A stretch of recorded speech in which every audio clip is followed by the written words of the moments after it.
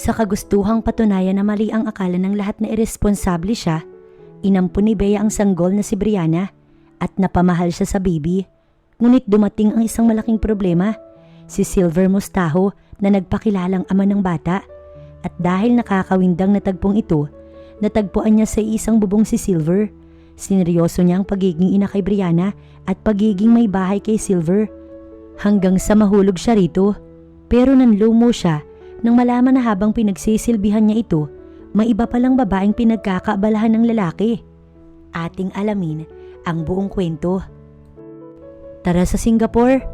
Yaya ni Bea sa kaibigan niyang si Venice. Ano? Di ba nasa Spain tayo last week? Last week pa kaya yun?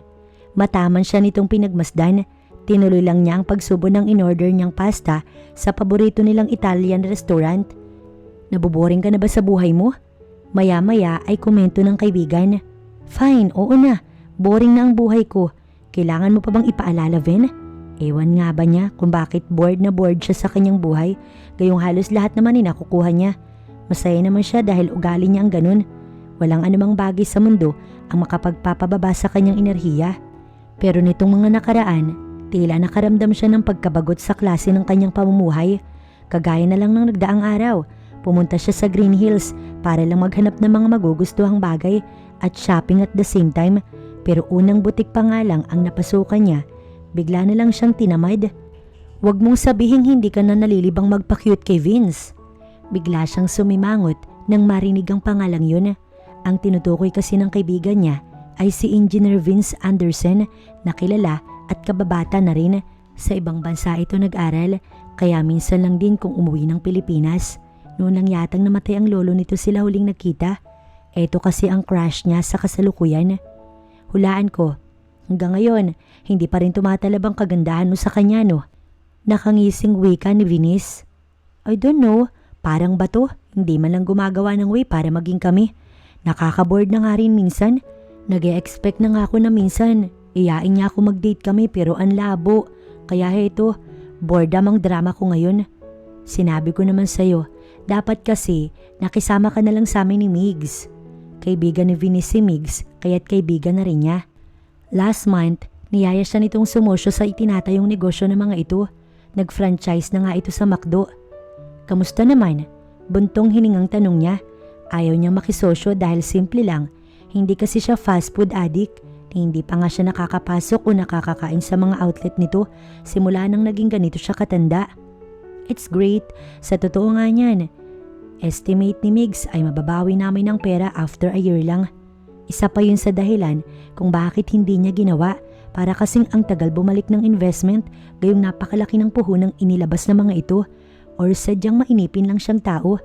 Naisip nga namin ni Migs na magbukas pa ng isa pang outlet o franchise ng ibang food outlet, kaya baka ngayon pwede ka na mag-invest. Inomi naman, Venice, wala akong alam sa mga business na yan, kaya promise, wala akong maiko-contribute sa pagpapalago ng negosyo. Gala lang talaga ang alam ko't kumain. Ikaw lang ba yung walang alam? Ako nga wala rin kaya patas lang tayong dalawa. But no worries, dahil si Migs ay expert na sa mga ganyang bagay. Ayoko ng food na negosyo. Naisagot na lang niya. Sus, bakit hindi mo kasi aminin na ayaw mo lang talaga ng responsibilidad dahil hindi mo magagawa ang mga gusto mo sa buhay mo? You're right. Wala nang dahilan para mag-deny pa siya. Para ano pa, dahil mukhang kilalang kilala na talaga siya ng kaibigan. Dati ay magkaibigan lang talaga sila. Hindi niya nga alam kung kailan nagbago ang pagkakaibigan nila. Nagulat na lang yata siya isang araw nang magbalak itong magnegosyo at talagang itinuloy nito yun. Pinakatitigan muna niya ito ng mabuti bago nagbuga ng salita. Parang nagiging matured ka na, Ven. Parang hindi na kita kilala kung magdesisyon na. Nagbago for short. Ako pa rin naman to, Bea. Sabihin na lang nating nakapag-isip na ako na hindi habang buhay. Mapera tayo, ang mga magulang natin. Kaya habang may pagkakataon pa, grab na natin yung opportunity. Sabi pa nito. Ang tanong, masaya ka ba? Hindi siya madramang klase ng babae, kaya ewan niya kung bakit nega mode siya ngayon. Mukhang matindi na talaga ang pagkabagot niya sa buhay kung titignan. Of course, I am. Masaya ako lalo na't hindi sayang ang oras ko sa mga ginagawa ko. Mas importante pa yung oras mo ngayon kaysa ang magliwaliw at mag-shopping. Dati-rati, ang pinakamalaking desisyon na ginawa nila ay kung ano ang bibilhin, kung ano ang kakainin, saan magsha-shopping o saang mamahaling restaurant papasok para mag-lunch. Bea, alam mo, nakakasawa rin ng mga ganyang bagay, kaya bakit hindi ka maghanap ng mapagkakaabalahan mo? Like me. Napailing siya dahil sino bang tao ang magsasawa sa mga ginagawa niya, no? Bea, magkaedad lang tayo, kaya kung matured ako, sana ikaw din dahil hindi lang puro shopping ang kailangan sa buhay. Kailangan mo ring kumita at magplano kung ano ang future mo. Kailangan nating kumita para sa buhay natin in the future. Hindi lang tayo waldas ng waldas dahil mauubos lang ang pera sa ganun. Napasimangot siya. Napakalaki na talaga ng ipinagbago ng best friend niya. Hindi na sila magkasing isip like dati. Pareho sila pagdating sa ideya. Ngayon magkasalungat na at hindi niya yung nagustuhan. Oo, mayaman kahit nagagawa mo yung lahat ng gusto mo. Pero hindi habang buhay, hindi mauubos ang yaman, Bea. Tandaan mo, lahat ay may hangganan. Kaya mag-isip-isip ka. Bumuntong hininga ito. Basta, hindi ko maipaliliwanag ang pakiramdam. Pero noong panahong kumikita na ako, masaya na ako. Iba yung dulot nun sa akin. At parang mas masaya ako na ako yung naghahanap ng pera para sa sarili ko. At hindi na ako humihingi sa aking magulang. Parang proud ako sa sarili ko. So weird ha? Hindi pa rin talaga niya maintindihan kung bakit kailangan kumita ng pera. Pareho silang solong anak ng kanika nilang mga magulang. Isang business tycoon ng mga magulang nito at siya naman ay anak ng isang gobernador at isang Manila socialite. Ang kanyang mga magulang ay parehong mayayaman kaya hindi problema sa ang kanila ang paghahanap ng pera at nabubuhay siya para magwaldas lamang ng yaman ng mga magulang niya. Isa pa, kanino ba naman mapupunta ang lahat ng yun pagdating ng panahon? Hindi ko maintindihan, basta sumama ka sa akin sa Singapore this weekend. At tila magpoprotesta pa ito kaya't inunahan niya na. At hindi ako tumatanggap ng hindi, kaya't walang nagawa ang kaibigan niya kundi ang mapilitang sumang-ayon na lamang. Dito ka lang, sambit ni Bea sa kanyang PA. 4 na taon nang nagtatrabaho si Meryl sa kanya, kaya't subok na niya ang loyalty nito sa kanya. Isang nagustuhan ni Bea kay Meryl ay hindi ito nagtatanong sa kanya. Basta sinusunod lang nito ang kahit na anong ipinag-uutos niya. Pumasok siya sa isang firm kung saan nagtatrabaho si Vince. Kamusta? Bati niya at kahit halata niya ang pagdilim ng tingin nito, hindi niya man lang iyon binigyang pansin. Matapos nilang magmerienda na Vince ay dumiretso na siya rito. Ang sabi ng sekretary nito, may 15 minutes break ito kaya't perfect ang timing niya at may dala siyang pizza para dito. Kamusta ang gwapong engineer? Wika niya pagkaupo sa tapat ng mesa nito. Anong ginagawa mo rito, Bea? Siyempre, dinadalaw ka at dinalhan kita ng pizza. Ipinatong pa niya ang kahon na hawak sa ibabaw ng lamesa. Sakto lang yung dating ko, no? Sandali, sasabihin ko sa sekretary mo na ikuha ka ng pinggan para makakain ka nito. Hindi na kailangan, I'm full. Tura nito. Ano ba talagang pakay mo rito? Siyempre, dinadalaw ko yung kababata ko. Pwede bang dito muna ako? Mas lalong dumilim ang anyo nito. Marami akong ginagawa, Bea. Kaya pwede ba wag mo kong abalahin dahil kulang pa yung buong araw ko sa lahat ng trabaho ko rito. Vince naman, alam mo namang matagal na kitang gustong makita, hindi ba? Hindi nga ako makatulog ng maayos sa gabi. Lagi kasi kitang naaalala. Hindi rin ako masyado makakain dahil sa pag-iisip sa'yo. Sinabi ko naman sa'yo, Bea. Busy ako at marami akong meetings these days. Bakit? Break time naman, hindi ba? Paghihimutok niya. Halata naman kasi siyang allergy ito sa kanya. Siniid nito ang laman ng tasa ng kape. Tapos na ang break ko. Pahayag nito kaya bigla siyang sumimangot. Kahit nga nangako siya sa sariling hindi daramdamin ng mga maririnig na salita mula sa lalaking to. Kahit na baharap-harapan siyang dinidedma ng taong ito. Masakit pero pinipilit niyang umiti. Kailan nga ba tayo nagkausap ng matagal, no? Umiti pa siya para itago ang sakit na nararamdaman. Para talagang tumatarak ang bawat salita nito sa kaibuturan ng kanyang puso. Bumuntong hininga ito. Kung kailan ka magmamature, Bea?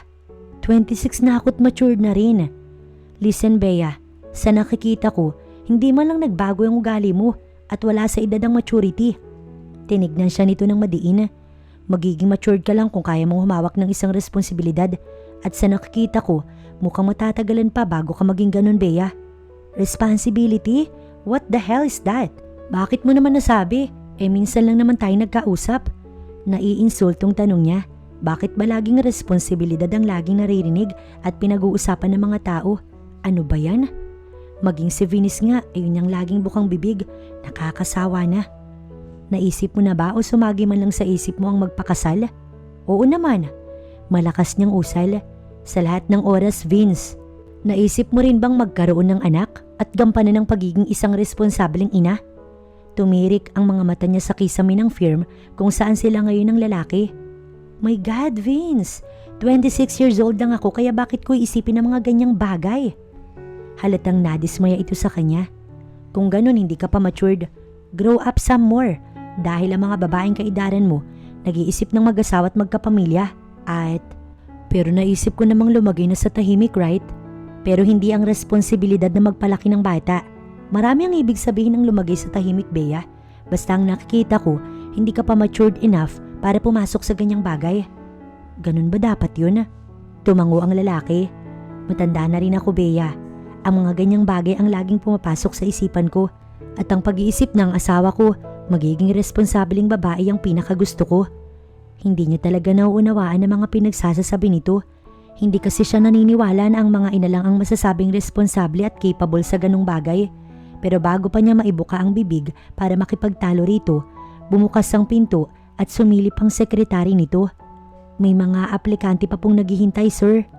Pakikuha na lang ito mga pinagkainan ko. Usal ni Vince. Tumalima naman agad ang sekretary nito. Pasensya na, Bea, pero marami pa akong trabahong naghihintay. Sabi nito bago lumabas ng opisina, kaya't napilitan na lang din siyang tumayo at lumabas na rin siya. Aalis na ako. Aniya pa bago tumalikod. Nang makasakay ng kotse niya, tsaka siya napaisip, ano nga ba ang dapat niyang gawin para patunayan na matured siya? Paano siya magiging ina kung hindi sila magpapakasal ni Vince? Ang hirap naman ng ganitong sitwasyon. Paano niya patutunayan sa mahal niya na isang responsableng babae na siya kung ni anak nga ay wala siya? Paano niya ipapakita na tama nga yung mga sinasabi niya kung hindi siya magkakaroon ng anak na aalagaan? Crush mo lang tapos ganyan ka na? Kailangan talagang patunayan sa pamamagitan ng pag-ampon? Pwede mo namang ipakita o gumawa ng ibang bagay para lang mapatunayan mong responsable ka, hindi ba?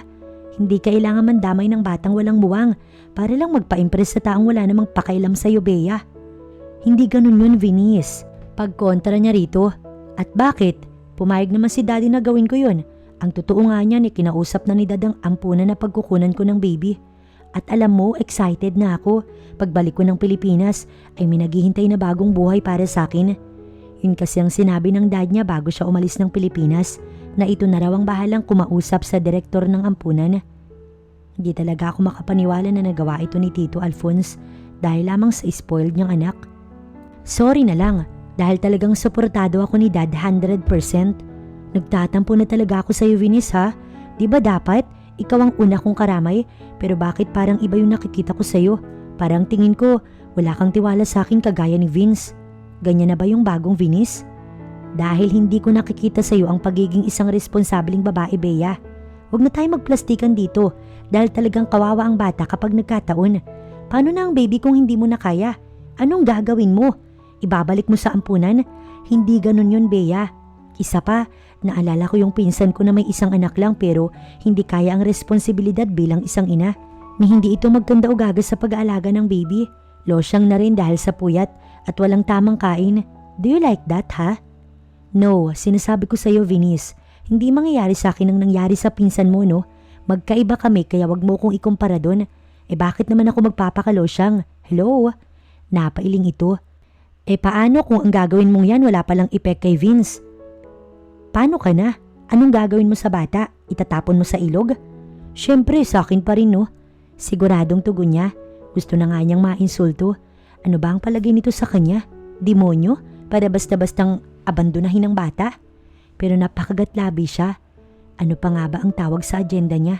Di bale, sisiguraduhin na lang niya na mamahalin din siya ni Vince. Kaya nga bagong panganak ang gusto niyang ampunin para syempre, ipagmayabang na kaya niyang mag-alaga ng baby na bagong silang. Pero kung sakali mang hindi tumalab ang mga plano niyang to, ano ba ang masama kung akuin niya pa rin ang baby? At least, sigurado siya na may anak na siya kahit walang asawa. Hinggil sa aking investigasyon, Chara Di Maano ay namatay dahil sa severe hemorrhage habang ito ay nasa gitna ng pagsisilang ng isang malusog na batang babae. Naiwan ng bata sa mismong katrabaho nito. Nabuntis ko siya? Hindi makapaniwalang usal ni Silver sa kanyang kausap. Kulang na nga lang, madismaya ito habang may kausap. Ikaw ang huling nakarelasyon ni Chari bago ito umuwi ng Pampanga. Kinuwenta ko na rin ang buwan simula na magkahiwalay kayo at 3 buwan na siyang buntis noon. I don't know. Bulong ng kanyang isipan. Totoo ba talagang patay na si Chari? Parang dahan-dahang dinudurog ang puso niya dahil sa isiping yun. Kumuha pa siya ng PI para lang ipahanap ang ex-girlfriend. Pasensya na pero oo, patay na si Chari at nakakuha rin ako ng kopya ng death certificate mula sa bayan. Nandyan lahat ng mga kailangan mo sa envelope. Hindi talaga siya makapaniwala na patay na ang ex niya. Parang pinipiga ang konsensya niya sa sinapit nito. Hindi naging maganda ang paghihiwalay nila noon kaya't hindi niya na nakita ang paglaki ng sinapupunan ng babae at kung sino ang kasama nito habang naglilihi. Masyado siyang duwag ng mga panahong yun. Kaya't iniwan niya ang babae at umalis siya ng walang paalam. Nasaan ang anak ko? Sinabi mo na babae at malusog ang bata ng iniluwal, hindi ba? Nasaan ang anak ko kung ganun? Ang alam ko'y lumuwas ng Maynila ang kaibigan niyang yun pero hindi ko alam kung saan dito sa Maynila ang babae. Nag-report muna ako sa'yo nang matuklasan ko sa Pampanga bago ko nagsimulang hanapin si Fea. Do everything, anything para mahanap ang anak ko. Sa'yo lang nakasalalay ang lahat. Ginagawa ko na ang lahat ng kaya ko, Silver. Maghintay ka lang kahit sandaling panahon dahil maging ako nahihirapan din. Ano pa bang magagawa niya kundi maghintay? Hindi niya nga alam kung kailan makikita yung anak niya. Kasalanan niya ang lahat ng to kung bakit inilayo ni Chari ang bata dahil gago siya. Kasalanan nga rin niya kung bakit namatay ang ex-girlfriend. Duwag kasi siya, walang kwentang lalaki. Mas lalong bumigat ang dibdib niya dahil sa mga isiping yun. Marahil nakaguhit pa rin sa mukha niya ang pagsisisi nang dumating ang half-sister niyang si Melissa at mabilis itong lumapit sa kanya. Anong nangyari dito? At tumingin kay Eddie. Who are you? Ipinakilala niya ang mga ito sa isa't isa at sinabi rin niya kung ano ang trabaho ni Eddie. Close sila ni Melissa at alam ito ang lahat ng ginawa ni Silver para matagpuan lang si Chari. Para na rin kasi niya itong nakababatang kapatid. Inilahad ni Eddie ang kamay nito ngunit hindi iyon tinanggap ni Melissa. Nakita mo na ba? Sa halip ay nagtanong ang babae. Tsaka lang binawi ni Eddie ang palad. Tila hindi nga ito na-offend. In fact, hindi napalis ang ngiti nito sa labi habang nakatitig sa magandang dalaga. Mister, are you deaf or what? Tinatanong kita kung nakita mo na ba si Chari o hindi. Pagsusupladan nito. Hindi ikaw ang boss ko kaya hindi ko obligasyon na mag-report sa'yo. Sabat naman ni Eddie. Aba! Bumaling sa kanya ang kapatid at pulang-pula ito dahil sa inis. Narinig mo ba ang sinabi niya, Silver? Sabihin mo dyan na walang kaso kahit pa sabihin niya sa akin ang natuklasan niya tungkol kay Chari. Bago pa siya makaimik, tumayo na si Eddie. Kailangan ko nang umalis, Silver. Tatawagan kita ko anong balita.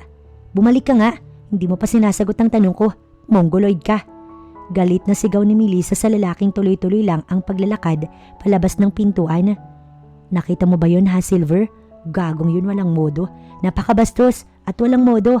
Saan mo ba napulot yun? Pwede ako maghanap ng ibang private investigator para sa'yo. Wag lang yun. Hayaan mo na, Melissa. Si Eddie na ang kilala kong pinakamagaling sa ganitong trabaho. Sumimangot si Melissa pero hindi na siya nagkomento tungkol sa lalaki.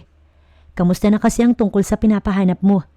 Kilala ito ni Melissa dahil naikwento niya ang tungkol sa babae. Nalungkot na naman siya nang muling maalala ang tungkol sa dating kasintahan. Silver? Saan na siya? Patay na. What? Sandali itong natulala. Sigurado ka? Nakita mo na ba ang bangkay? Kasi malay mo, gawa-gawa lang ng lalaking yun ang report para may masabi sa'yo, di ba? Hindi niya yun magagawa, Melissa. Professional na taong lalaking yun at kilala ko na rin siya. Ang totoo nga niyan, nagbigay pa siya ng kopya ng death certificate ni Chari. Kahit na hindi pa niya nakikita ang dokumentong sinasabi ng lalaki, alam niya naman kasing naroon lang iyon sa loob ng envelope na binigay sa kanya ni Eddie na nasa ibabaw lamang ng mesa niya. Hello, madali lang kayang pikein ng mga ganyan sa Quiapo. Tigilan mo na nga yan, Melissa. Kailangan niya pa talagang sirain ang reputasyon niya dahil lang sa sinasabi mong yan. Basta hindi ako naniniwala sa bugok na yun, okay? Masyado kang nagpapaniwala sa lalaking yun. Para namang demonyo kung umisi. Pero isa lang ang sigurado ko, Silver, na kung sakaling ang patay na ang babaeng yun, ibig sabihin, malaya ka na. Isa pa, hindi mo naman kasalanan kung bakit namatay siya. Matagal na kayong wala bago siya nawala, kaya hindi ka na dapat malungkot o mag-guilty dahil sa nangyari. Naanakan ko siya, Melissa. Nabuntis siya. Ano? Kulang na lang, lumuwa ang mga mata ni Melissa sa sobrang pagkagulat. May anak kami ni Chari at namatay siya ng mga anak ito sa aming anak. Diyos mio! Hindi ko alam na ganito katindi ang malalaman ko, Silver. Pero kung may anak kayo, nasaan ang baby mo?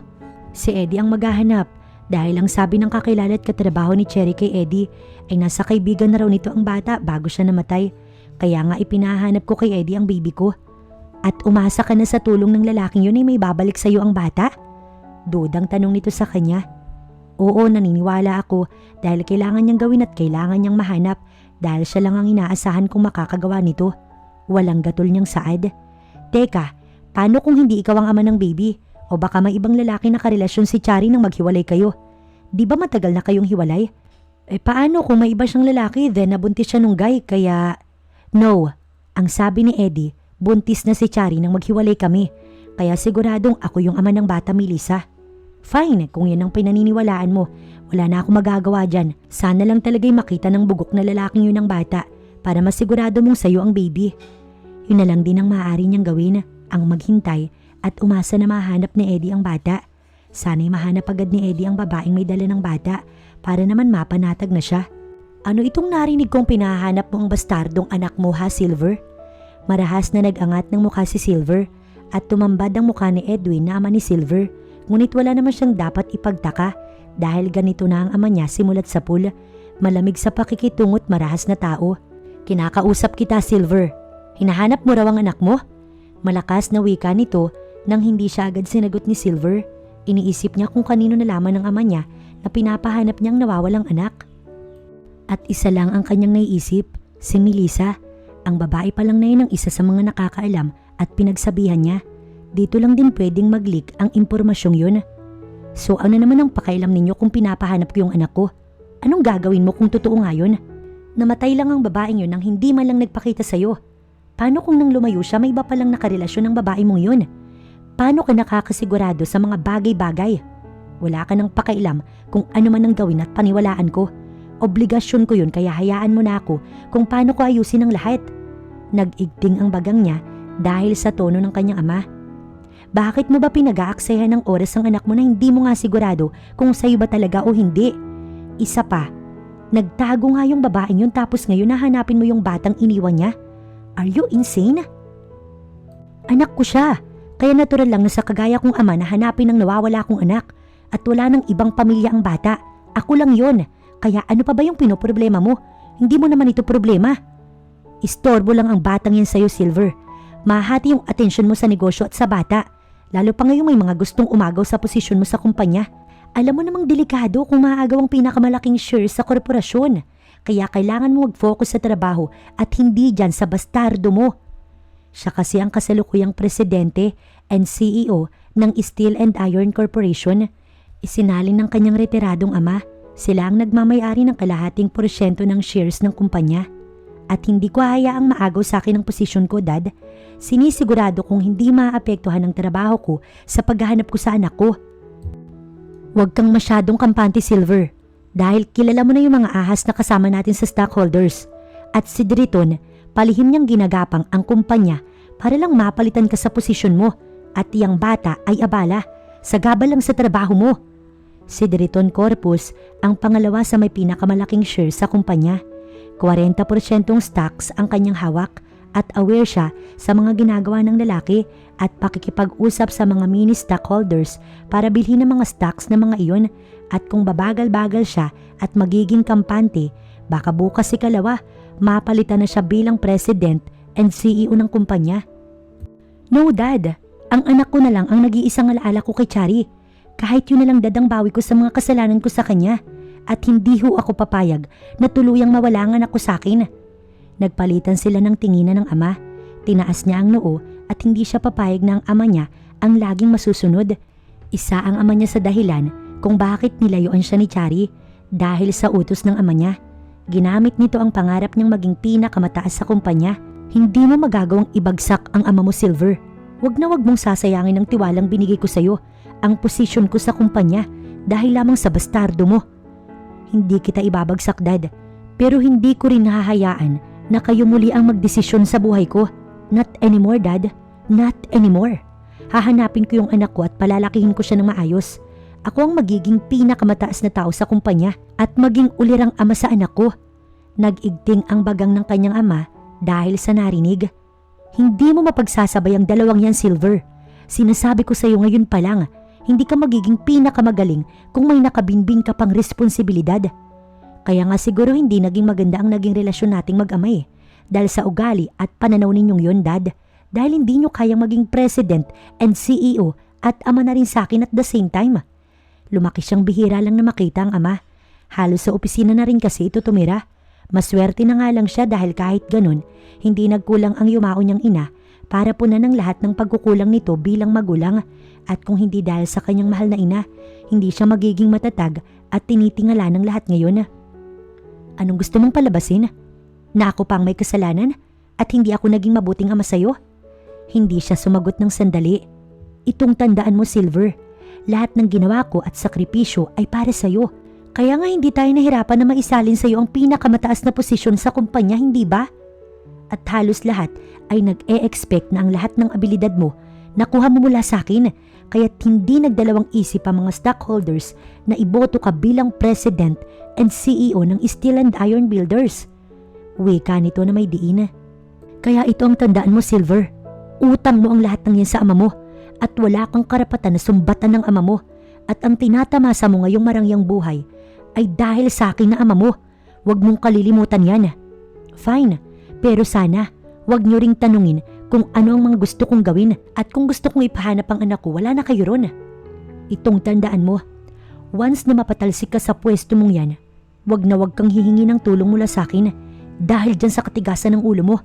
Sambit pa nito bago tuluyang tumalikod. Buntong hininga na lamang ang nagawa ni Silver. Kahit kailan, matigas talaga ang ama niya. Pero tama rin naman ang ama niya na nakuha niya ang pinakamataas na posisyon sa kumpanya nang walang kahirap-hirap. Pero kahit ganun, malaki ang naging kapalit nun. Si Chari na nawala, namatay ito na masama ang loob sa kanya at ang anak niya na hindi niya alam kung kailan matatagpuan ni Eddie. Kung sakaling makita niya ang anak, paano kaya niya ipaliliwanag na wala itong ina dahil sa ambisyon niya? Pagpasok niya ng kanyang pad ay sa bar counter agad siya tumungo. Binuksan niya ang Absolute Citron at nagsalin sa goblet. Diretso niyang tinungga ang laman nun. Nagbabaka sakali na baka mapawi ng pait ng alak ang nararamdamang sakit ngayong gabi. Halos mga lahati na nga rin ng bote bago siya sumubsob sa sariling braso. Hindi na rin niya napigilang dumaloy ang mga alaala. Silver, bakit natin kailangan maghiwalay? Ngunit pinagmasdan lang niya si Chari na kanyang nobya ng 5 buwan. Nakilala niya iyon dahil sa isang okasyong dinaluhan. Napakaganda kasi ng dalaga, kaya't nahumaling agad siya rito. She looks so naive, katangiang nakabihag sa kanya, kaya't niligawan niya at kagaya ng ibang babae, hindi siya tinanggihan ni Chari dahil sa kanyang kagapuhan at pagiging gentleman. Hindi ito kagaya ng ibang inosente, ngunit sa kabila ng natuklasan, nagpatuloy ang kanilang relasyon at talagang compatible sila sa lahat ng bagay, lalong-lalo na sa kama. Nag-usap kami ni Dad kahapon at isasali na raw niya ang pagiging president ng kumpanya sa akin. Masaya niyang usal, natigilan ito. Wala siyang inilihim dito simulat sa pool ng relasyon nila at alam nito na kapag nagpa siya ang daddy niyang isalin sa kanya ang pinakamataas na posisyon sa Steel and Iron ay kailangan na nilang mag-break dahil yun ang sabi ng ama niya. Kondisyon na ibinigay ng daddy niya sa kanya bago ilipat sa kanya ang posisyon. Silver, please, wag naman ganito. Hindi naman siguro malalaman ng ama mo na may relasyon tayo kapag inilihim natin, hindi ba? Napailing siya. I don't know him, Chari. Oo, matanda na siya pero matalas pa rin si Dad. Alam kong pinasusundan ako ni Dad sa tauhan niya at alam din ito ang tungkol sa'yo sa relasyon natin. Kaya nga kagabi, diniretso niya na akong iwanan ka na dahil abala ka lang daw. Hindi pwedeng mahati yung atensyon ko sa'yo at sa kumpanya. Silver, nangangako akong hindi ako magiging sagabal sa'yo o sa trabaho mo. Huwag mo lang gawin to sa akin. Nakita siguro nito sa mukha niya na hindi tatalab ang mga sinasabi nito. You don't love me, do you? Kinagulat niya ang tanong nito dahil wala naman talaga silang pinag-uusapan tungkol sa ganoong bagay. Ang akala niya kasi ang tungkol sa kanila ay hindi seryosong bagay na masaya lang sa tuwing kasama nila ang isa't isa. Kailanman, hindi sa kanya nag-demand ito ng kung ano-ano. Kontento na ito sa mga bagay na binibigay niya. Kaya nga hindi talaga siya nag-aalala na mahirapang makipaghiwalay rito kung sakali man. Pero kung titignan niya ang babae ngayon, para siyang mali. Bakit ba hindi niya nahalata yun na nahulog na pala ang loob ni Chari sa kanya? Ipaglaban mo naman ako, Silver. Nanginginig nitong Turan. Sigurado naman na sa'yo lang mapupunta ang kumpanya dahil ikaw lang yung anak niya, di ba? Nagsimula nang gumaralgal ang tinig nito. Hindi, dahil ibang klase yung ama ko at sigurado kung gagawin niya ang gusto nito kapag hindi ako tumupad sa kondisyon na binigay niya. At mas importante sa'yo ang posisyong yun kaysa sa akin, tama ba? Mapakla siyang umisi. Tumango siya dahil buong buhay niya, ito lang ang gusto niya, ang palitan ng ama niya. And how about me? Tinignan niya ito at halata ang awa sa mukha niya para sa babae, pero kailangan niya ang posisyon. Isa pa, mas lalo lang itong aasa kung papangakuan niya ng isa lang kasinungalingan. Patawad, Chari, pero nakapagdesisyon na ako. At kitang-kita niya ang pagguhit ng kirot sa mukha nito, pero bigla ring iyong napalitan ng galit at biglang tumayo. Chari, eto na ang huling tanong ko, Silver. Ako o yung posisyon mo sa kumpanya? Nanlilisik ang mata nito sa galit. Noon lang din niya nakitang galit ito, pero kahit ganun, kalmado lang ito at hindi makikitaan ng pagwawala. Patawarin mo ko, Chari, but isang malakas na sampal ang pinakawalan nito, kaya hindi niya na naituloy ang paghingi ng tawad. Tuloy-tuloy na itong lumabas at pabagsak pang isinara ang pintuan. At iyon na rin ang huling beses na nakita niya si Chari sa 5 buwang relasyon nila at hindi man lang niya nakita o nakilala ang mga magulang nito. Kahit kaibigan, hindi niya nga alam kung sino-sino kaya wala siyang mapagtatanungan. Nagsisiring siya at ipinahanap ang babae, ngunit nawalan siya ng oras dahil sa posisyong ibinigay sa kanya ng kanyang ama. His dad was right. Lahat ng oras at atensyon niya ay naroon lang sa pagpapalakad ng multinational steel company. Masyado siyang naging abala sa trabaho. Nito nga lang buwan ay naalala niya si Chari kaya't umupo siya ng PI para ito ay hanapin. Talagang hindi siya makatulog dahil sa konsensyang bumubulong sa kanya araw-araw kaya ginusto niyang makita ang babae at kung ano ang nangyari sa babae. Pero masalimuot na balita ang binigay sa kanya ni Eddie at wala nang paraan para humingi pa siya ng tawad rito. Ngunit may pagkakataon pa siyang makabawi at sa kanilang anak yun at gagawin niya ang lahat, matagpuan lamang ang kanyang baby. Miss Bea, nanatiling nakatingin si Bea sa tower na yun kahit narinig niya ang tawag ni Meryl. Problemado siya ngayon. Tuluyan na siyang nawalan ng pag-asa kay Vince dahil nahuli niya itong nakikipaghalikan sa yaya ni Brianna, ang sanggol na inampun niya, at agad niyang pinalayas ang babae na yaya ng adopted child niya. Lumipad sila ni Meryl sa Singapore para makapag-isip siya, dala na rin pati ang baby niya. Niyaya niya ang kaibigan, ngunit tumanggi ito dahil busy raw sa bagong tayo nitong negosyo. Miss Bea, tsaka lang niya nilingon si Meryl. Sorry po pero kakatawag lang ng daddy niyo at nagtatanong kung kailan daw po tayo uuwi, ma'am. Wika nito. Ang sabi po kasi nakapagpa-schedule na raw sila sa simbahan para sa binyag ni Baby Brianna. Nang biglang marinig ang pangalan ng ampon, bigla na lamang siyang nagising sa katotohanan. Iniwan niya kasi ang bata habang natutulog sa kwarto.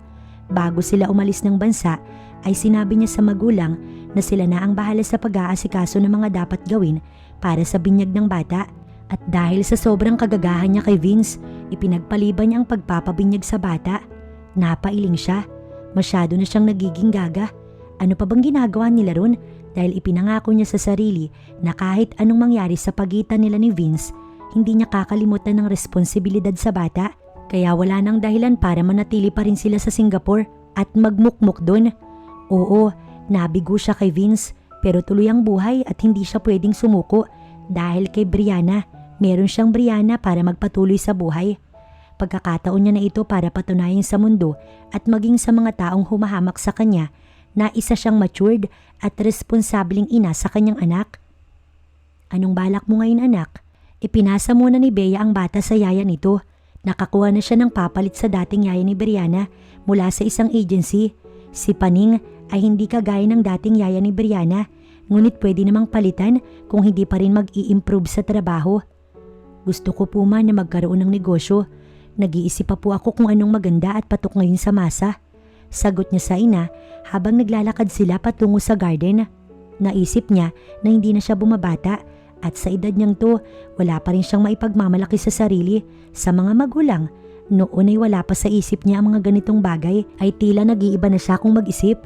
Isa pa magkakaroon siya ng mapagkakaabalahan at mawawala ang boredom niya kapag nagpatayo siya ng negosyo. May naisip ka na ba? Naupo siya sa garden chair. Parlor or boutique ma? Ano pa nga ba? Mga gusto niyang bagay iyon kaya't gusto niya ang negosyong ipapatayo ay mga hilig din niya. Ayaw mo bang mamahalan ng fish farm at hacienda natin? Malawak ang minanang lupain ng ama niya mula sa mga magulang nito. Ang lupain sa dalawang bahagi ay ang kalahati sakahan at ang kalahati ay fish pond. Lumalago iyon buwan-buwan dahil sa magagaling na tauhan ng kanyang ama. Ma, ikaw kaya ang magtanim ng pali at mangisda. Hindi ko po pangarap ang maging farm girl. Isa pa baka magrally ang mga trabahador kapag ako ang namahala ron. May punto ka naman dyan. Kibit balikat ng kanyang ina. Basta mag-isip ka ng gusto mong negosyo, tapos sabihin mo lang sa ama mo. Tiyak matutuwa yun dahil nakakapag-isip ka na ng ganyang mga bagay. Siyempre naman po mami. Salamat din po ma. Mababakas ang pagkagulat sa mukha ng kanyang ina nang tumingin ito bigla sa kanya. Why? Maging siya'y nagulat din sa reaksyon ng kanyang mami. Nagulat lang ako kasi ngayon ko lang narinig na nagpasalamat ka sa amin. Napakunot noo tuloy siya at napaisip. Ngayon nga lang ba siya nakapagpasalamat sa mga magulang? At napangiwi talaga siya nang malaman na ngayon lang talaga siya naging vocal sa mga magulang. Ay, grabe si mami. Kahit naman po hindi ako magpasalamat sa inyo by words. Hindi ibig sabihin nun, hindi ko na-appreciate lahat ng binibigay po ninyo sa akin. Napakaswerte ko po sa inyo ni Dad kasi suportado niyo ako sa lahat ng gusto ko. Kami ang swerte sa iyo anak dahil dumating ka sa amin ng dad mo. Usal nito na halatang naiiyak na dahil ngayon lamang sila nakapag-usap ng ganito. Proud na proud kami sa iyo, Bea. As in ma, proud pa kayo sa akin sa lagay kong to? Niwala nga po akong narating sa buhay ko sa edad kong to eh. Ang tagal ko nang tapos sa kolehiyo pero hanggang ngayon sa inyo pa rin ako umaasa. Isa pa yun sa mga bagay na naaalala at na-realize niya nung nakaraang mga araw. Siya na yata ang pinakawalang kwentang anak sa buong mundo dahil puro waldas at lakwatsa lang ang alam. Puro gasto sa pera na hindi naman kanya. Kahit tapos ng kolehiyo, mas piniling magpasustento kahit may kakayanan naman siyang gumawa ng sarili niyang pera. Kaya nga naipangako niya sa sariling hindi niya na ito gagawin, lalo na't may anak na siya ngayon. Anak, huwag mo nang alalahanin yun. Nandito lang naman kami lagi ng daddy mo para sumuporta sa'yo, diba? We are family here. Napangiti siya. Magpapasalamat po sana ulit ako ma, pero wag muna. Magpepenitensya na lang muna ako sa Semana Santa para mabawasan yung mga kasalanan ko sa inyo ni daddy. Nagtawanan na lamang sila habang nasa garden.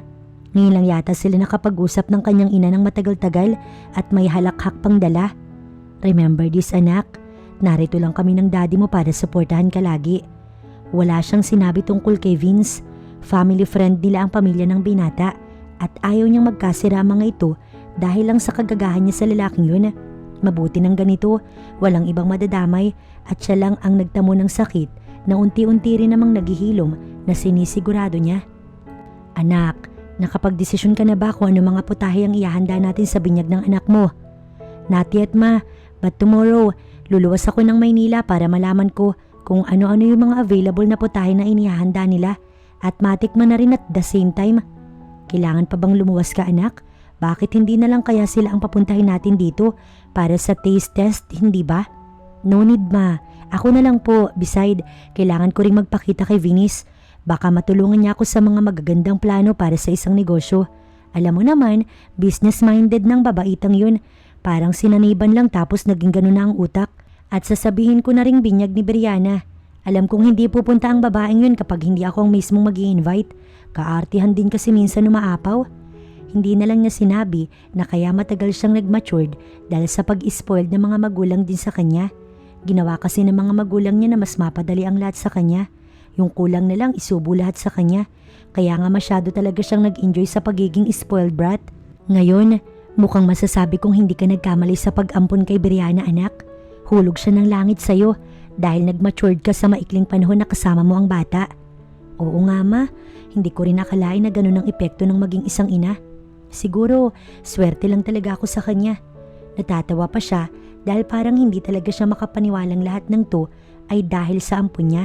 Nakakapag-isip na siya ng malawak kumpara dati na puro shopping lang ang laging inaatupag at talagang naniniwala siya na lucky charm niya si Brianna kaya lalo niya itong mamahalin at aalagaan na parang tunay na anak.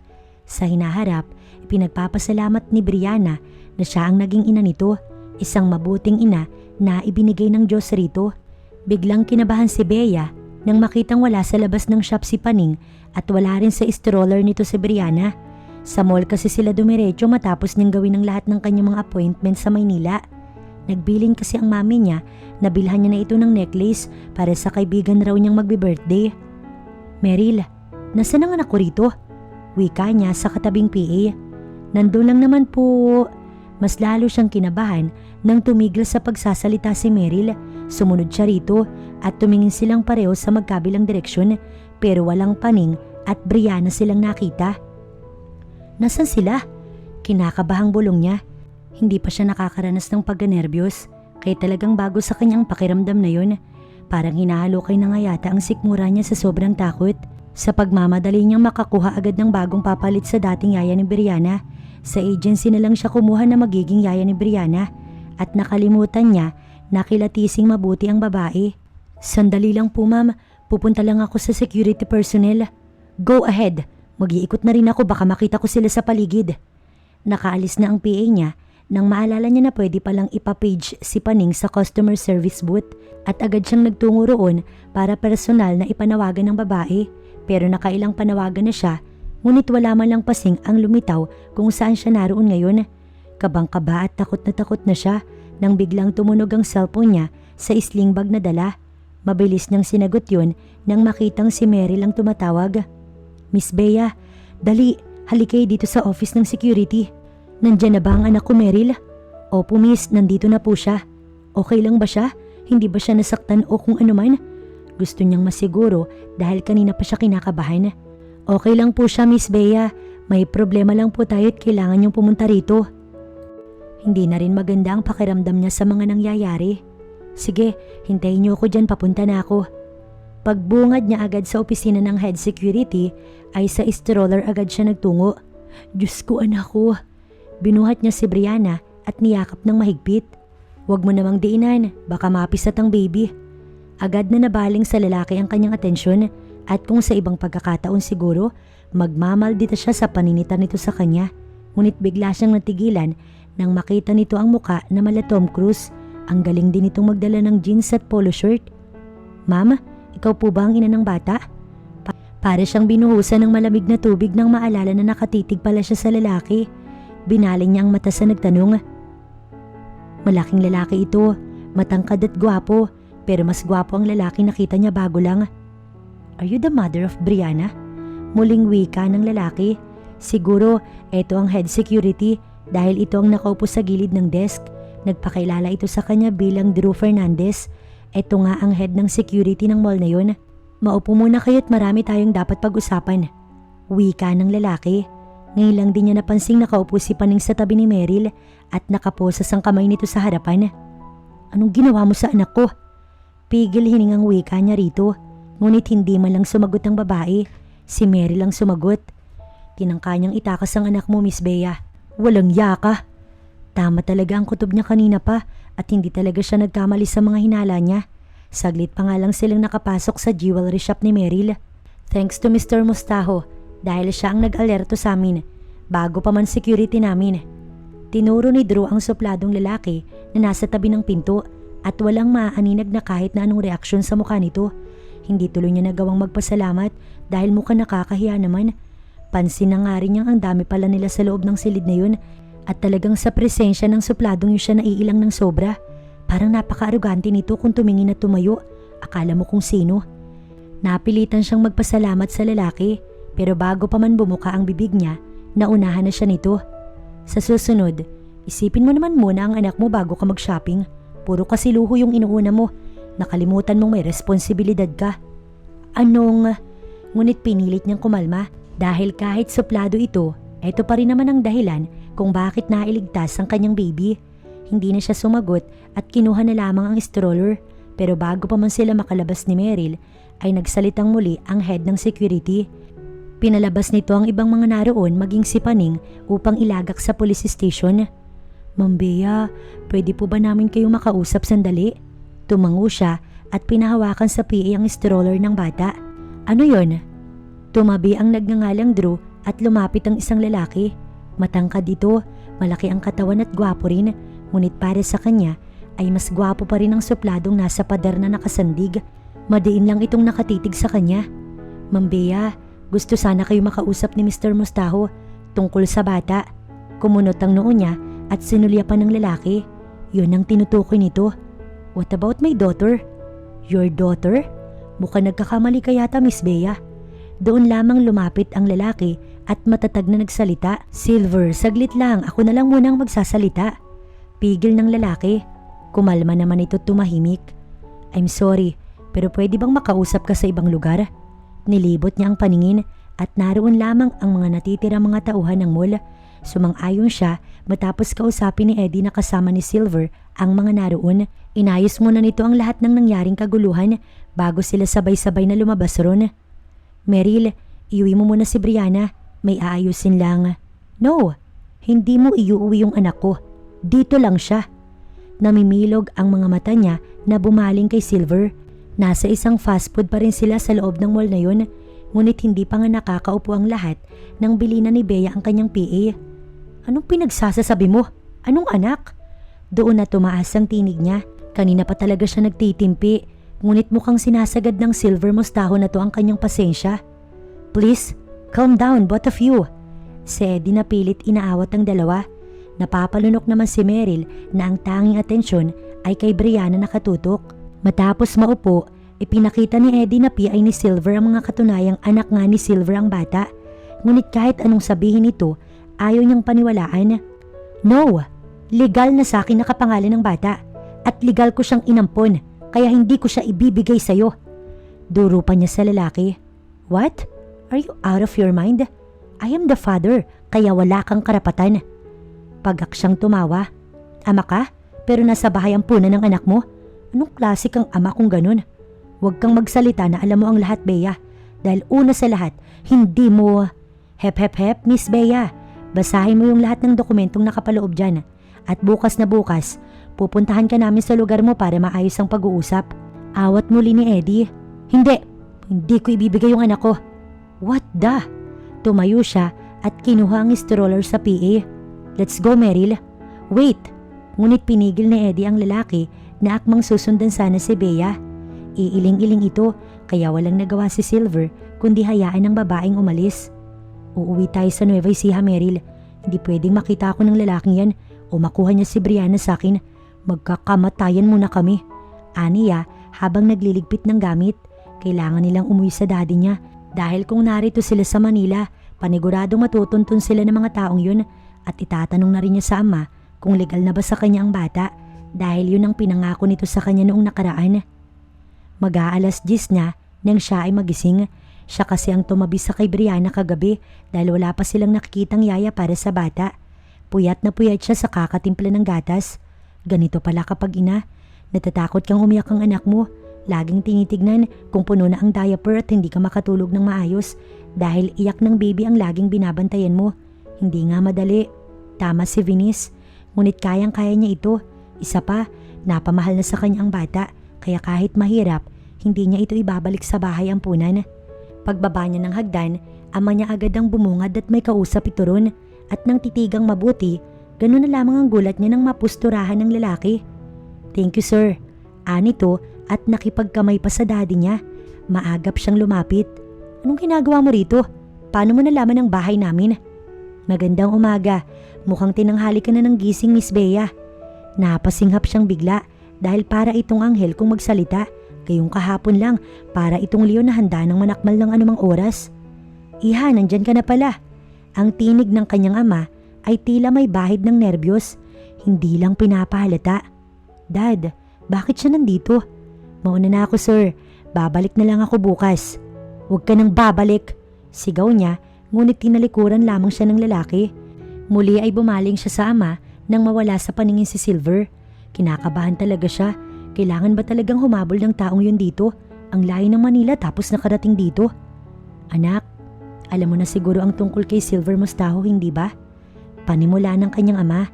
Naupo siya sa sofa, ganun din ang kanyang ama. Sabihin mo, Dad, legal naman na nakapangalan sa akin si Brianna, hindi po ba? Biglang nagbago ang mukha nito. About that, anak, bigla siyang kinabahan. Sabihin niyo ho, legal na siya sa akin, di ba? Sabihin niyo po, Dad. Kumalma ka, Bea, magpapaliwanag ako. Sunod-sunod na tumulo ang mga luha niya. Ibig sabihin, hindi pa talaga legal na sa kanya ang bata. Ang totoo, Bea, hiniram ko lamang ang bata sa ampunan. Ang akala ko kasi kapag nagsawa ka, ibabalik mo na siya. Dahil mahirap ang magkaroon ng responsibilidad, lalo na sa iyo, Bea. Pero noong makita ko na nagbabago ka na't naging responsable, doon ko na pinroseso ang adoption paper ng bata. Ngunit huli na ako, anak, dahil may nag-claim kay Brianna at si Silver yun. Pero Dad, akin si Brianna. Oo nga't hindi siya galing sa akin, pero napamahal na po ako sa kanya, Daddy. Mahal ko po yung anak ko, Daddy. Hindi ko siya pwedeng ipamigay na lang. At isa pa, Dad, irresponsable ring ama si Silver dahil kung hindi, bakit napunta sa bahay ang punan ng anak niya kung ganun? Isang mahabang buntong hininga ang pinakawala ng kanyang daddy. May paliwanag si Silver sa lahat ng yan, anak, at wala na rin ako magagawa dahil nasa lalaki ang lahat ng documents na nagpapatunay na anak nga nito ang bata. Pati DNA ay meron siya, Bea. Napahagulgol na lamang ang dalaga habang nakasubsob sa sariling palad. Daddy, governor ka. Gawan mo naman to ng paraan. Hindi ko kayang ipamigay na lang basta-basta si Brianna. Hindi ko po kaya. I'm sorry, anak. Kahit may posisyon ako, kung ganitong matibay ang dokumento nila, wala rin ako magagawa ron. Sinabi ng dad niya na bukas kukunin si Brianna. Kaya't buong gabi talaga niya itong iniyakan hanggang sa paghatid sa Manila. Sumama pa siya. Si Bea na rin ang kumalong patungo sa loob ng pad ng binata. Ngunit nang magpapaalam na, sobrang bigat ng kanyang pakiramdam. Thank you for taking care of my daughter. Pwede mo siyang bisitahin anumang oras dito. Tahimik lamang siya habang nakatingin sa bata na nakatitig rin sa kanya. Kalong ito ni Silver. Hindi ganyan, baka mabali ang leeg niya. Baby pa siya para ganyanin mo. Tinaas kasi nito ang katawan ni Brianna at nilagay sa balikat nito ng diretso. Lagi siyang umiiyak kapag walang blanket ang paa niya. Ang kulay purple na blanket ang nilalagay ko sa mga paa niya. At lagi mo nga ayusin ang gatas niya.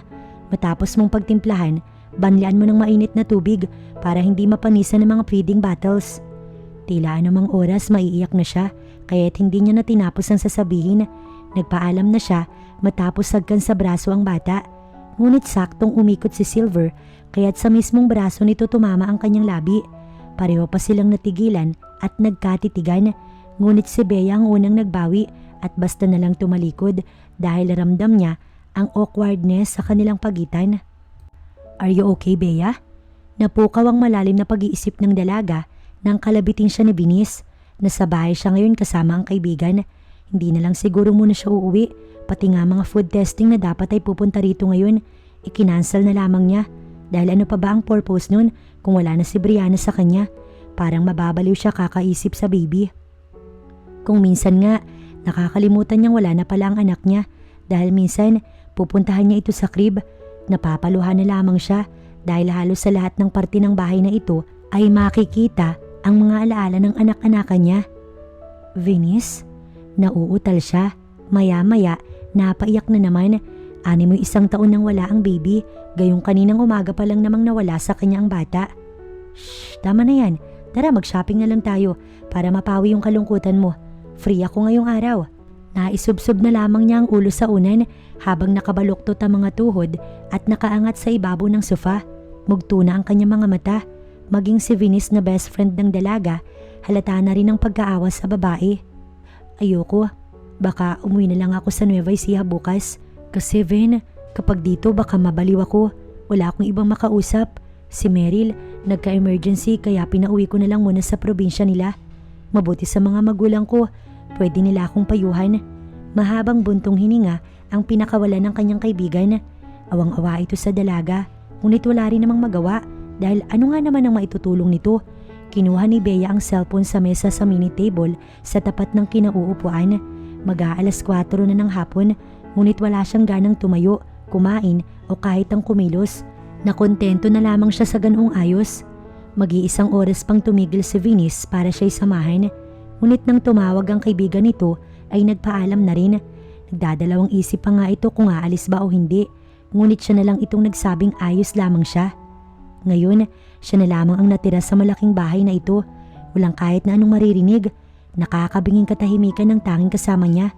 Pero noong narito si Brianna, laging tawa o iyak nito ang pumupuno sa buong sulok ng kabahayan. Ngunit ngayon, kahit huni ng tuko ay wala. Naidagdag pa sa kulungkutan niya ang papalubog na araw sa kanluran. Kitang-kita iyon mula sa kinauupuan niya dahil sa lamin ng dingding kung saan siya nakatitig. Ngunit gano'n na lamang ang gulat niya nang mag-ring ang telepono. Nang tignan niya ay unknown number. Pero kahit gano'n, hindi pa rin siya nagdalawang isip na ito ay sagutin. Hello? Sino to? Iyak agad ng bata ang narinig niya mula sa kabilang linya at memoryado niya kung kanino yun. Napatayo siyang bigla. Brianna, anak? Kahit sa ganoon na lamang ay maramdaman pa rin niya na siya ang minsang naging mami ng baby. Bea, pwede ba akong humingi ng favor? Nag-aalangan pa ang boses ng lalaki. Si Silver Mostaho ang nasa kabilang linya. Ano yun? Pwede bang puntahan mo si baby Brianna? Kanina pang umaga umiiyak. Ayaw ding tumigil. Pinalitan na ng diaper. Busog naman ngunit hindi pa rin tumatahan. May nagbabantay na ngunit hindi talaga tumitigil sa pag-iyak. Baka kasi... Sige, papunta na ako. Pagputol niya sa sasabihin sana ng lalaki. Oo, hindi nga kanya. Ngunit sa isang buwang nasa pangangalaga niya ang baby, napamahal na siya rito at itinuring ng anak niya. Kaya nang marinig na umiiyak si Brianna, tila pinipiga ang kanyang puso. Dahil sa hindi maipaliwanag na dahilan, bigla na lamang tumigil ang bata sa pag-iyak at payapa nga itong nakatulog sa kanyang kandungan. Tila alam ng baby kung sino ang bumubuhat kahit magdadalawang buwan pa lamang ito. Ganun na lamang ang galak sa labi ni Silver nang makita ang dalagang nakatulog na ito sa rocking chair habang nasa kandungan ng kanyang baby. Pinagsawaan niyang pagmasdan ng babae habang himbing itong natutulog. Ngunit napansin niya ang pamamaga sa ibaba ng mga mata nito. Animoy galing sa mahabang pag-iyak. Agad pumasok sa isipan niya na baka dahil kay Brianna kaya ito umiiyak. Gumalaw ang ulo ni Bea kaya umatras siya para itago sa likod ng dingding ang sarili. Nang silipin niya, tulog pa rin ito. Habang pinagmamasdan niya ang dalaga at ang anak, nakabuo siya ng desisyon sa isip. Yes, tito. Pwede po kaya? Sure, iho. Basta walang mangyayaring masama sa anak ko. Don't worry, tito. Pinagpaalam ko po si Bea ng maayos, kaya maayos ko po siyang ibabalik sa inyo. May ilan pa silang napag-usapan ng ama ng dalaga. Nais niya na dumito muna si Bea sa kanya dahil parang sa dalaga lang tumatahimik ang baby. Ayaw niyang maging masamang ama at gagawin niya ang lahat maging maayos lamang ang bata. Ngunit ang tanong, gustuhin naman kaya ni Bea na manatili muna rito sa pad niya hanggang sa masanay ang baby niya sa kanya? Okay. Nagulat pa si Silver nang sumang-ayon ang dalaga sa alok nito. Are you sure? Tumango ito nang nakatalikod. Nagpalit kasi siya ng diaper sa baby. Nasa may pintuan si Silver habang pinagmamasdan ng likuran ng dalaga. Tila nasanay ito na pinakatitigan si Bea mula sa likod. Hindi man ito sabihin, ngunit halata sa mukha ni Silver na nagagandahan siya sa babae. Mas namangha pa ito lalo nang alagang-alaga ni Bea ang baby niya. Kaya pala ayaw ng bata sa ibang tagapag-alaga dahil siguro nasanay ito kay Bea. Lalo pa at laging kinakantahan at tiniheli ng dalaga ang baby. Binabasahan din ito ng nursery books kaya siguro memorize na ni Brianna ang tinig ng dalaga. What? Natigilan si Silver nang mahuli ni Bea na nakatitig ito sa kanya. Nothing, may naalala lang ako. Pero hindi nito sinabi kung ano iyon. Tumaas ang kanyang kilay, ngunit sa huli, iniba niya ang topic ng usapan. Pwede bang kapag nasani na si Bea sa'yo, dalaw-dalawin ko siya rito? Sure, pwedeng-pwede. Ang makitang mami na mami ito kung gumalaw, parang nagdidiwang na ang puso ng binata. Hindi nito alam kung bakit, pero parang habang nakikilala niya si Bea, nag-iiba rin ang pagkakakilala niya rito. Matapos ng hapunan, si Bea na ang naghugas ng pinggan, ngunit dahil hindi niya ito gawain, halos maubos ng basag ang mga pinggang babasagin. Kaya bago pa magising si Brianna, nilapitan na ito ni Silver. Hindi ganyan, ganito.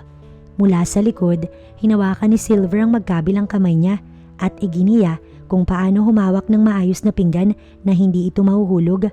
Animoy may kabayong naguunahan ng kabog sa kanyang puso. Pamilyar siya sa damdaming ito dahil naranasan niya na ito sa long-time crush niyang si Vince. Ngunit ngayon, mukhang nararanasan ulit niya at kay Silver na. Hindi rin siya makapag-concentrate sa ginagawa dahil sa male cologne na gamit ni Silver. Oh, sorry. Nang maramdamang hindi na siya gumagalaw sa harap ng lababo, umatras si Silver. Nasanay kang may kasambahay kaya't kahit simpleng gawain hindi mo alam. Inirapan niya ito. So kasalanan ko pa kung bakit nabuhay ako sa mundong may gumagawa ng lahat para sa akin. Pagmamaldita niya. No, that's not what I mean. Eh ano pala? Tinaasan niya ito ng kilay matapos titigan ng madiin. Ngunit nagtama ang kanilang mga mata ng ilang segundo. Siya ang nagbawi dahil sa kakaibang pakiramdam na hatid noon sa kanyang puso. Dahil sa huling pag-uusap nila ni Silver sa kusina, talagang nag-research siya kung paano ang tamang paghuhugas ng pinggan, pagsasaing at pagluluto ng mga simpleng ulam. Oo, kahit ang pagsasaing, hindi siya marunong at ang sabi pa niya, hindi niya nakasalanan na isinilang siya na may gumagawa ng lahat para sa kanya. Sa tuwing wala si Silver sa pad nito, ay siya at si Baby Brianna ang naiiwan. Kaya nga doon niya ginagawa ang pag-aaral kung paano maging isang mabuting babae o ina at asawa. Ano Bea? Anong pinag-iisip mo na namang babae ka? Hindi ka asawa kaya wag kang mangarap. Ang sariling iniisip, siya rin ang kusang sumagot. Agad na iniling-iling ang kanyang ulo upang iwaksi ang mga sinasabi nun. Nasa crib nito ang baby kaya may oras siya para mag-research at magluto. Mabait si Baby Brianna. Mukhang alam ng bata na kailangan niya mag-aral kung paano gawin ang gawaing bahay. Tinawagan na nga rin niya ang dad niya para sabihin ang lahat dito na alam naman na pala nito una pa lamang. Nagtataka nga siya kung bakit ito pumayag. Siguro naawa sa kanya ang ama. Buong araw na sila lamang ni Brianna ang nasa loob ng pad ni Silver. Nakakaburyo nga para sa kanya. Kaya nagpasya siyang mamasyal muna sila ni Baby sa mall. Tatawagan na lamang niya si Venus kung pre ba ito ngayon para naman may kasama sila ng bata. Sorry Bea, busy ako ngayon. Kakabukas lang kasi ng bago naming branch sa Laguna. Next time na lang ha.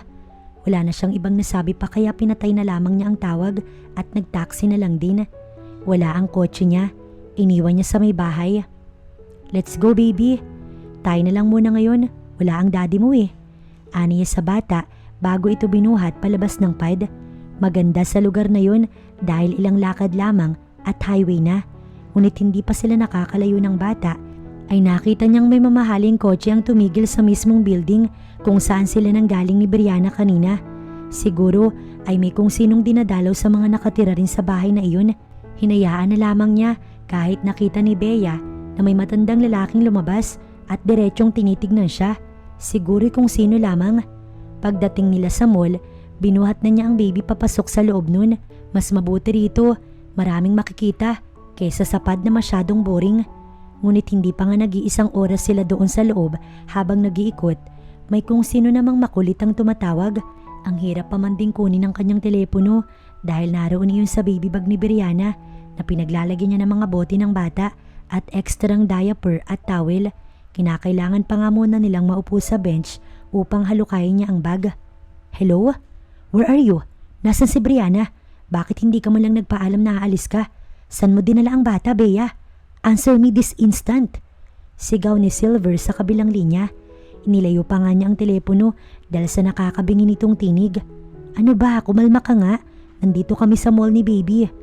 Wait me there. Susunduin ko kayo. Halos hindi ito magganda o gaga sa pagsasalita nito. Halatang natakot at kinabahan na rin at the same time. Ano bang akala niya sa akin? Itatakbo ang anak niya? Sa loob-loob niya habang nilalaro ang baby. Kung pwede nga lang kitang itakbo baby, ginawa ko na eh. Aniya sa baby na buhat-buhat. Next time, magpapaalam ka naman sa akin bago mo dalhin ang anak ko.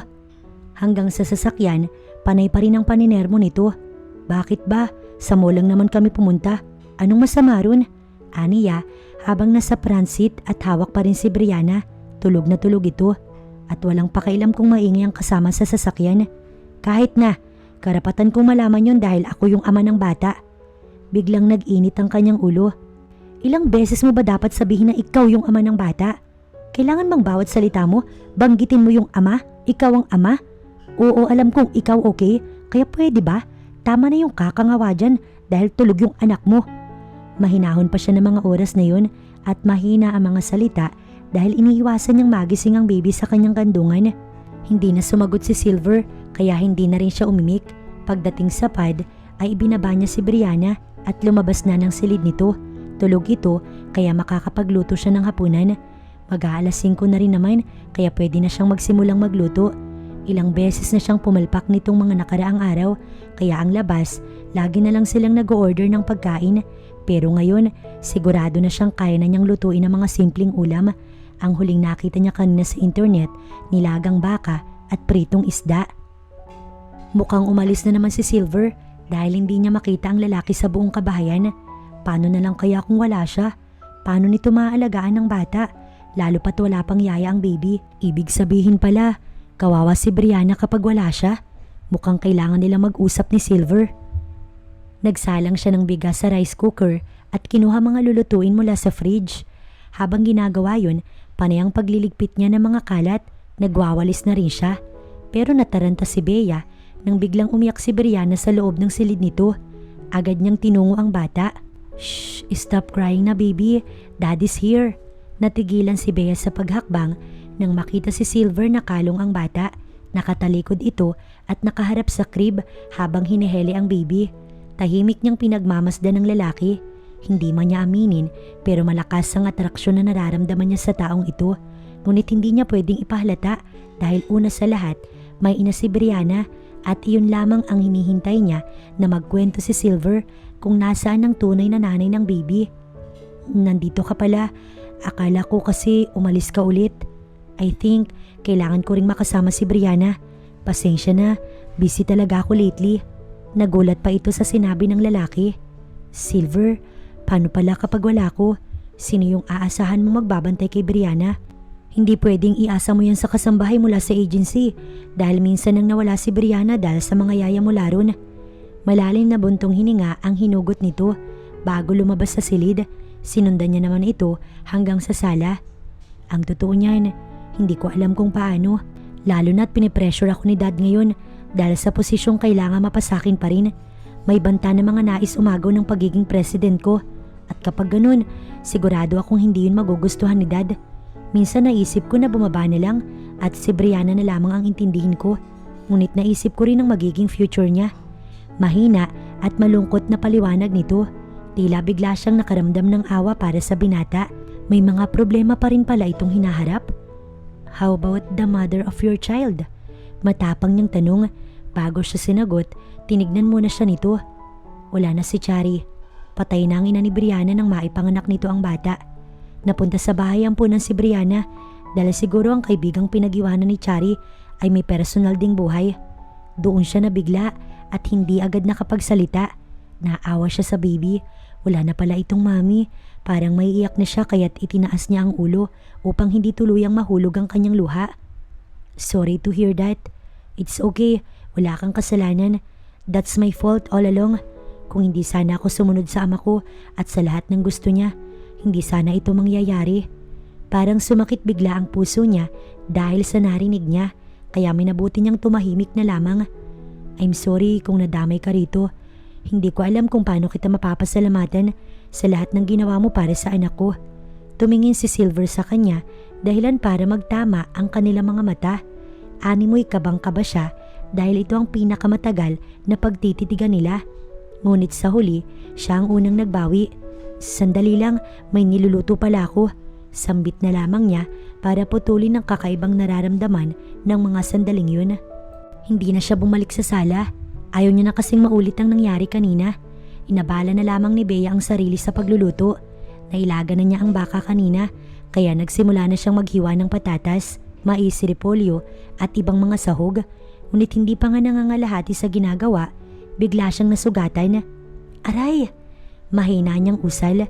Hahakbang na sana siya para lumapit sa lababo Nang biglang mabangga siya sa malapad na dibdib ni Silver, natigilan siya at nagulat. May sugat ka, hindi ka kasi nag-iingat eh. Parang nag-aalalang asawa ang lagay ni Silver sa kanya, kaya hindi niya maiwasang kiligin. Ouch, dahan-dahan naman. Tinitigan siya nito. Bago mo sabihin yan, ikaw muna ang mag-ingat dyan. Kaliit mong tao, ang careless mo pa. Napabusangot na lamang siya. Ay wow, grabe kang makapanglait. Ganyan ba pag gwapo ha? Kung makapanglait wagas. Bigla itong tumigil sa ginagawa at tumingin sa kanya. Really? Kasabay ng pagngiti nito. Anong really? Nagwapo ko. Anito't bigla tuloy siyang nahiya. Ha? Medyo. Malakas na tawa ang pinakawalan nito dahilan para mapayuko na lamang siya. Mabilis lamang na lumipas sa mga araw. Ngayon ay 1 linggo na siya sa pad ni Silver at unti-unti na ring nakikilala ito ng anak kahit sa amoy at tinig lamang. Dati-rati kasi umiiyak si Brianna marinig lamang ang tinig ng binata. Ngayon ay nasasanay na ang bata, lalo pa at lagi nitong kinakantahan ng baby. Ngunit ang inaalala ni Bea ay paano na kapag hindi na siya kailangan ni Silver. Kayanin pa kaya niyang mahiwalay sa bata? Ngayong mas napalapit pa nga lalo ang loob niya rito. At kahit hindi niya aminin, halata namang pati sa ama ay mas napapalapit na rin siya. Araw-araw si Silver nagtatrabaho. Tuwing gabi na lang din ito kung umuwi. Kung minsan, madaling araw na nga kaya nitong mga nakaraang araw. Minsan na lang din kung maabutan niya itong gising ang baby. Kaka 3 months old lang ni Brianna noong linggo kaya siya ay nagluto. Noon ay wala talaga siyang alam sa gawaing bahay. Ngunit ngayon, tila napaka-basic na lamang sa kanya ang mga pagluluto. Minsan, naglilinis din siya. Ngunit kadalasan ay maintenance ng pad ni Silver ang gumagawa nun dahil minsan na kasing nahuli ng binata na pagod siya at nakatulugan na nga ang pag-upo sa sofa habang nasa tapat niya si Brianna na nasa crib. Siguro, naawa rin sa kanya. Mag-aalas 12 na ng madaling araw nang siya ay maalimpungatan dahil sa kaluskos mula sa sala. Binuksan ni Bea ang ilaw sa kanyang silid at lumabas ron. Sarado ang mga ilaw kaya hindi niya matukoy kung sino ang tao pero sure naman siyang si Silver dahil nakalak ang pinto nang pumasok siya sa silid kanina. Silver, ikaw ba yan? Kinapa ni Bea ang switch ng ilaw sa sala habang tinatawag ang pangalan ng lalaki. Walang sumasagot kaya medyo kinabahan siya. Ngunit nang mabuksan ng ilaw, ganun na lamang ang gulat niya nang kamuntik niya ng matapakan ng lalaki. Naglupasay kasi ito sa sahig dahil sa sobrang kalasingan. Hindi na siya nagdalawang isip na ibangon ito takayin patungo sa sofa sa sala. Ano ba kasi ang nangyari? Bakit lasing na lasing ka? Kung hindi pala kaya ang sarili, di sana hindi ka uminom ng marami. Ikaw pa ba ang nag-drive? Butit hindi ka na aksidente. Paninera mo niya rito. Nakasandig lang si Silver sa headboard ng sofa habang siya hinuhubaran ito ng suot na long sleeve na itim. Parang asawa na ang labas niya rito pero sino ang gagawa dahil bukod sa kanila wala nang ibang tao. Ano ba kasing problema mo? Doon ay natigilan si Bea. Bigla kasi nitong itinaas ang ulo at tumingin sa kanya na may mapupungay na mga mata. Ikaw ang problema ko. Hindi ko alam kung kaya ko pang pakisamahan ka, Bea. Natigilan siya at biglang tumulo ang mga luha. 6,000 karayom ang tumarak sa dibdib niya. Kaya imbis na tulungan ng binata sa kalasingan, iniwan niya ito at patakbong tinungo ang silid. Dahil parang hindi ko na kayang magtimpi, Bea. At baka isang araw, mabaliw na ako kakaisip sa'yo. Mahal na yata. Huling mga salita ni Silver bago natumba sa sofa at nakatulog. Kinabukasan, tinanghali na ng gising si Bea dahil sa halos buong gabing pag-iyak. Ikaw ba naman na makarinig ng ganun na halos gawin mo na nga ang lahat para sa anak nito? Parang ang asawa na nga siya. Tapos, imbis salamat ang ganti nito, ganun pa ang maririnig niya. Di ba ginawa naman niya ang lahat para lamang sa pagmamahal niya sa bata? Ngunit bakit naman ganun? Sino ka? Natigilan si Bea ng pagpasok niya sa loob ng silid ni Baby Brianna nang may isang babaeng naroon na may katandaan na. Good morning, ma'am. Ako po ang bagong yaya ni Brianna. Galing po ako sa mansyon ng mga mustaho. Kahapon po ako sinabihan ni sir na habang wala pa daw na nakukuhang yaya ang anak niya, ako na lang daw po muna. Ako ho si Soli. Matagal na ho akong kasambahay ng mga mustaho kaya mapagkakatiwalaan po ako.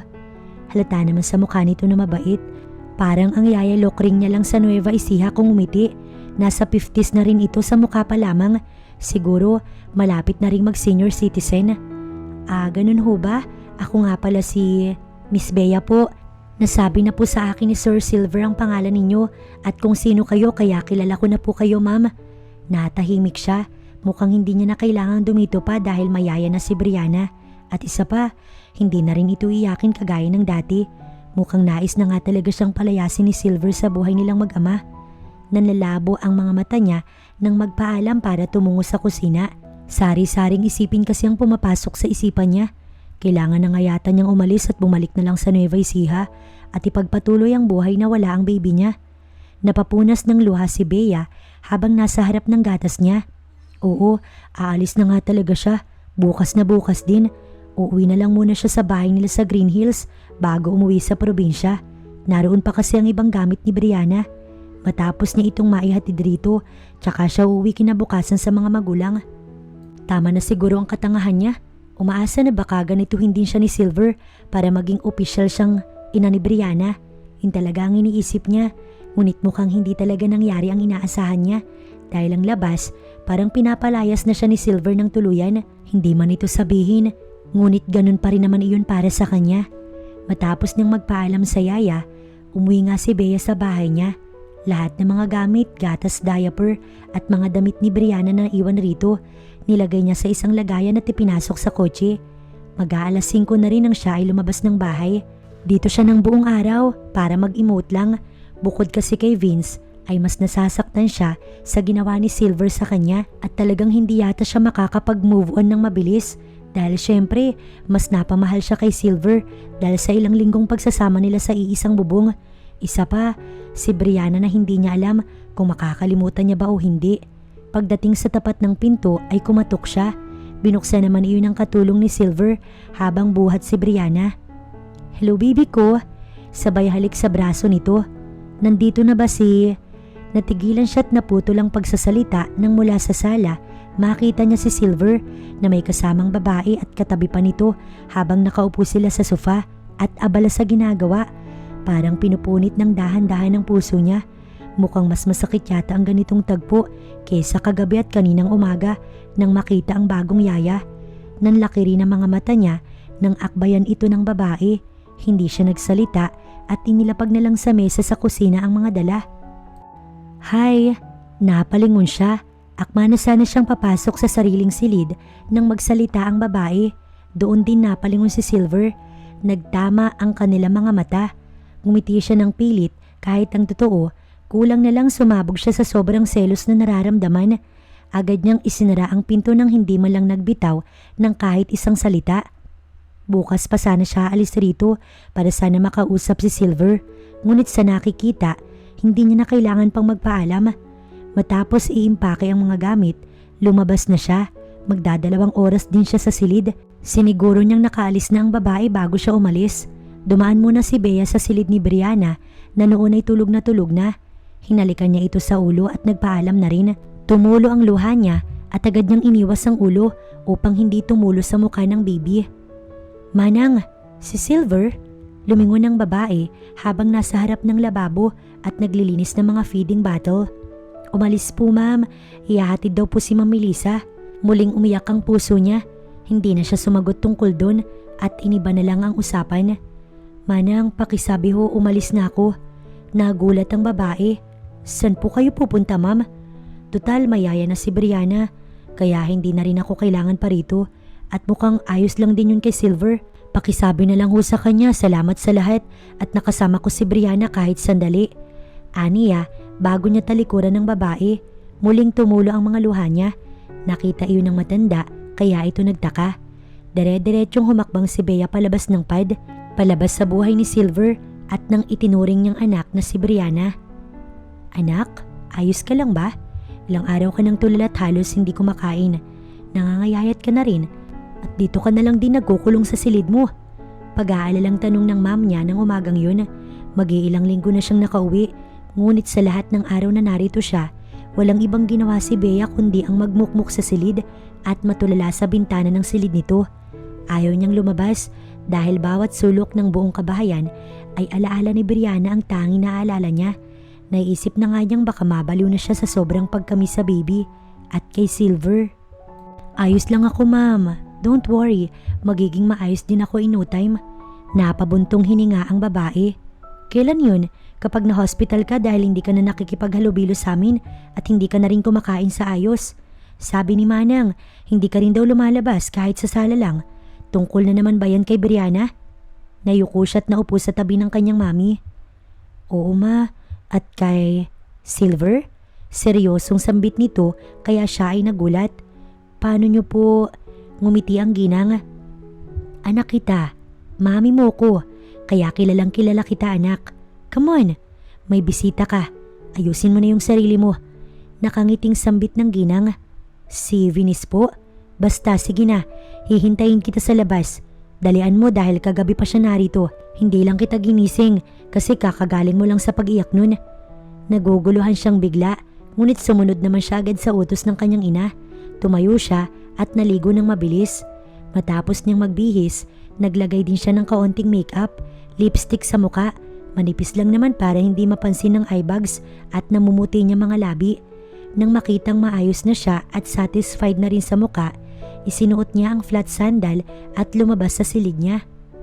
Tuloy-tuloy siyang bumaba ng hagdanan at nakangiti pa habang tumatakbo dahil sa excitement sa sinabi ng ina niyang bisita niya. Oh, nandiyan na pala yung hinihintay mo, Silver. Halos matuod siya sa kinatatayuan at hindi rin nakagalaw ng segundo nang makita at marinig ang pangalan ng lalaking ilang araw ng laman ng kanyang isip at puso. Ang lalaking pilit niyang iwinawaksi dahil sa mga bagay na pinaniniwalaan niya. Bakit ito narito? Ano na naman kayang nakain ito at nagawi sa probinsya nila ang lalaking ito? Hi! Tinaas nito ang kamay upang siya'y batiin. Naroon ang dad niya at ang mami niyang nakangiti habang hawak si Brianna. Tila tutulo ang luha niya nang makita ang baby, ngunit pinigilan niya yun. Baka tawanan siya ng ama. Tara honey, dalhin mo yung apo natin at maglakad-lakad muna tayo sa hardin. Lumabas na ang haring araw, maganda yun para sa baby. Tumayo ang mom at dad niya ng sabay. Pipigilin pa sana niya nang pigilan siya ni Silver. Hinawakan nito ang kamay niya. Please, pagsusumamong usal nito. Bakit ka nandito? Walang buhay niyang sabi at hinila ang palad. Bakit ka umalis nang walang paalam? Ang tanong niya ay tanong din ang sagot nito. Ano pang gagawin ko doon? Hindi mo na nga ako kailangan. Kumunot ang noon nito. Mayaya na si Brianna, kaya bakit ko pa ipagsisiksikan ng sarili ko sa buhay niyong mag-ama? Sana sinabi mo man lang, natakot ako dahil hindi ka bumalik. I'm sorry kung naging busy ako noong mga nakaraang linggo. Nangako si Dad na kapag napanatili ko pa rin ang president ng korporasyon, hindi na ito mangingialam sa buhay ko. Ginawa ko ang lahat para matupad yun dahil nais kong hindi niya na ako guluhin at kulitin na ipamigay ang baby ko. Gulat ang siyang namutawi sa kanya. I'm sorry, ang tungkol naman sa yaya, lagi kasi kitang naaabot ang nakakatulugan mo na ang mga tupiin sa sala. Minsan, sa kandungan mo si Brianna habang tulog kayong dalawa. Naawa na ako sa'yo, kaya ko kinuha si Manang sa mansyon para hindi ka mahirapan, Bea, dahil ayoko na ihirapan ka.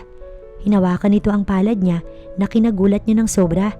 Sinungaling, ngunit bigla niya iyong hinila at si Silver naman ang nagulat. Sinabi mo sa akin na hindi mo na ako kayang makasama nung lasing ka nung isang gabing naabutan kita sa sahig, kaya baka... Ngunit hindi niya na natapos ang sasabihin nang siili ni Silver ng halik ang kanyang labi. Namilog ang mata ni Bea, ngunit dahil sa dalang sensasyon ng halik ng binata, unti-unti siyang nadala at napapikit na rin. Unang halik niya yun. I'm your first kiss and your last. Bulong ng binata sa gilid ng tenga niya nang bitiwan nito ang kanyang labi. Sino si Melissa? Hindi siya madadala sa halik. Kailangan siguraduhin ang lahat. Ngunit hindi sumagot si Silver at napangiti lamang. Sino nga si... My stepsister. Anak siya ni Dad sa ibang babae. Pasensya na, doon namin tinuloy ang trabaho sa PAD dahil gahol na kami sa oras ng panahong yun. Hindi ko na rin siya naipakilala dahil sabi ni Manang wala ka at noong nandun ka, tulog ka naman daw. Sigurado ka? Tumango ito ng 2 beses. At yung sinabi kong hindi ko na kaya makisama, hindi mo man lang pinatapos. Pero kung siguro narinig mo, baka pinagtawanan mo pa ako. Ewan ko sa'yo. Ngayon ko lang sasabihin to. Please, bumalik ka sa amin ni Brianna. Kailangan ka naming dalawa. Dumagundong ang puso niya nang bigla na lang itong lumuhod sa harapan niya at may kinuha sa bulsa. Pakakasal ka sa akin kahit ayaw mo. Yun kung ayaw mo nga ba? Natawa si Silver nang tampalin ni Bea ang bibig nito ng mahina. I love you. Simula nang makita kong ayaw mong ibigay sa akin ang anak ko. Mahal din kita. Aniya, kasabay ng mahigpit na yakap at halik na nagpadagundong sa buong kabahayan. Congratulations! Mula sa likuran, ang ama, ina, si Venice at si Meryl kasama si Brianna. Naluha naman siya pero si Silver na ang nagpunas nun. Ang ama ni Silver hindi nangialam pa dahil nagawa naman ng anak nito ang nais. Ang kasal at binyag ay isasabay na lamang nila. Si Melissa ang tumatayong president ng korporasyon habang wala ang kuya nito kaya wala ito doon. Ang dad ni Silver ay pupunta raw para makilala ang mga balae. Walang alinlangan ng matanda dahil kilala naman kasi nito ang apelyido ng pamilya ni Bea. Ang pangarap ni Bea kasama si Brianna ay natupad na. Magiging ina na rin siya ng totoong baby na minsan niyang ipinaglaban para maging kanya. Ngunit ngayon, hindi na iyon kailangan dahil in no time, magiging isa na silang buong pamilya sa oras na maikasal sila ni Silver. Wala na siyang ibang mahihiling pa dahil nasa kanya na ang lahat. Tsaka na lang din niya iisipin ng pagninegosyo matapos ng kasal. Ngayon ay focus muna si Bea sa baby at sa mapapangasawa.